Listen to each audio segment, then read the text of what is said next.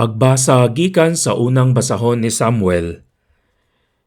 Ang Ginoo miingon kang Samuel, punag lana ang imong sudlanan nga sungay ug lakaw ngadto kang Jesse nga taga Bethlehem kay gipili nako nga hari ang usa sa iyang mga anak. Sa pag-abot gayud niya, nakita ni Samuel ang anak ni Jesse nga si Eliab. Nagtuo siya nga ang diha sa iyang atubangan mao ang pinili sa Ginoo. Apan ang Ginoo miingon kang Samuel, ayaw pagtan-aw sa iyang panagway o sa iyang pamarog, kay dili siya maoy akong gipili.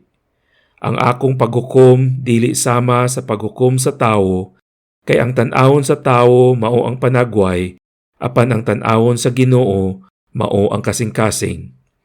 Ug gidala ni Jesse sa atubangan ni Samuel ang 7 niya ka anak, ug si Samuel miingon, dili kini sila maoy napili sa Ginoo. Unya giingna ni Samuel si Jesse, maora ba kini ang tanan nimong anak? Si Jesse mitubag, wala dinhi ang kamanghuran, nagbantay siya sa mga karnero.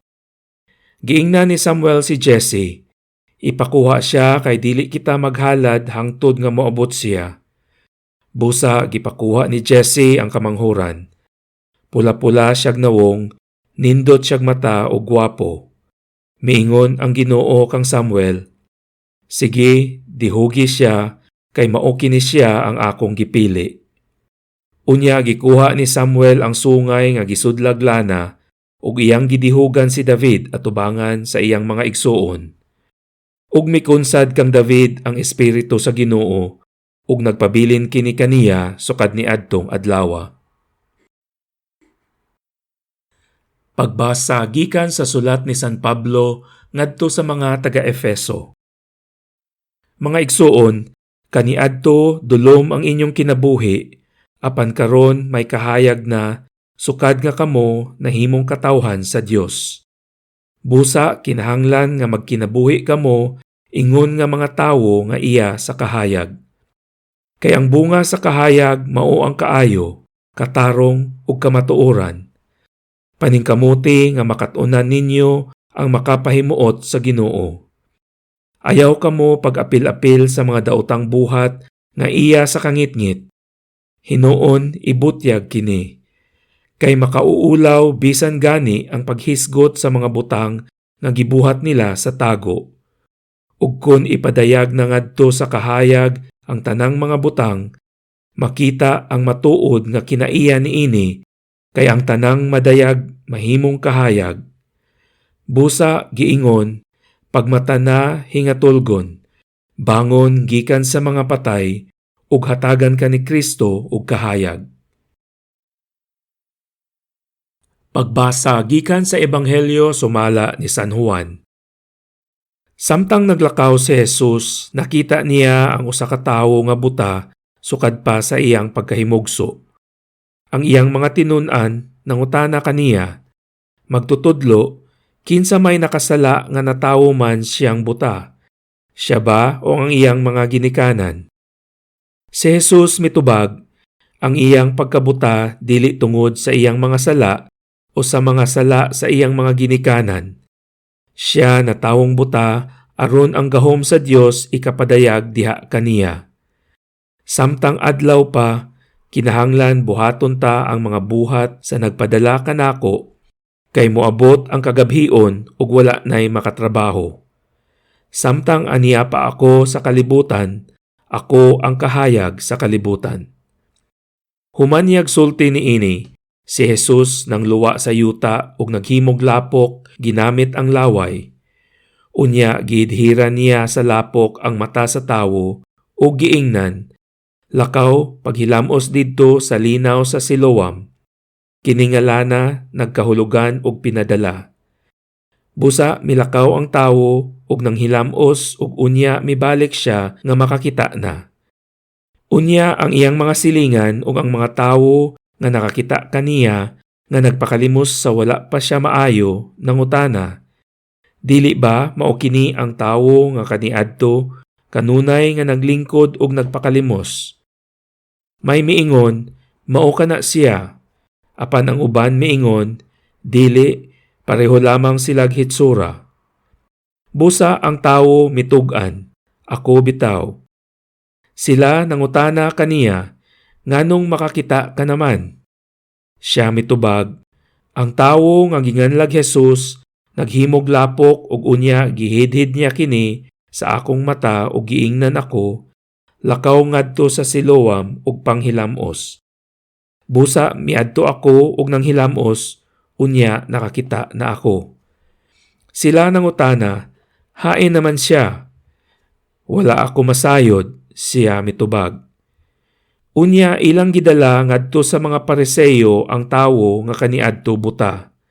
Adlawng igpapahulay kadto sa paghimo ni Jesus og lapok ug sa pagpabuka niya sa mga mata sa buta. Unya gipangutana pag-usab sa mga Pariseo ang tawo kung giunsa niya pagkakita. Ug siya miingon kanila, gibutangan niya glapok ang akong mata ug unya nang hilamos ako ug karon makakita na ako.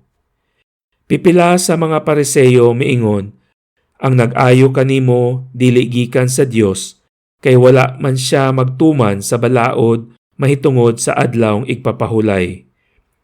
Apan ang uban miingon, unsaon man sa usa ka makasasala pagbuhat sa mga milagro nga sama niini, ug nabahin sila.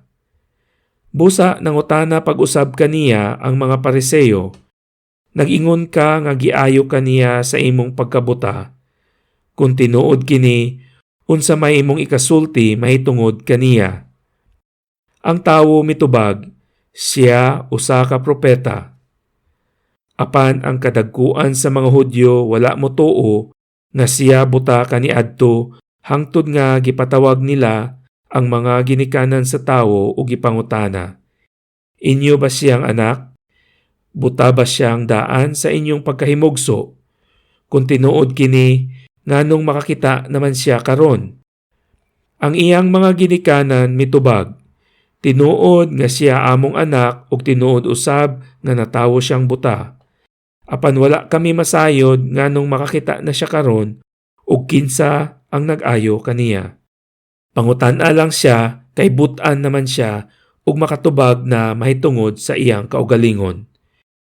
Gisulti kini sa iyang mga ginikanan tungod kay nahadlok man sila sa kadagkuan sa mga Hudyo nga nagkauyon nga kadtong moingon nga si Jesus mao ang Mesiyas dili na ilhon nga sakop sa sinagoga.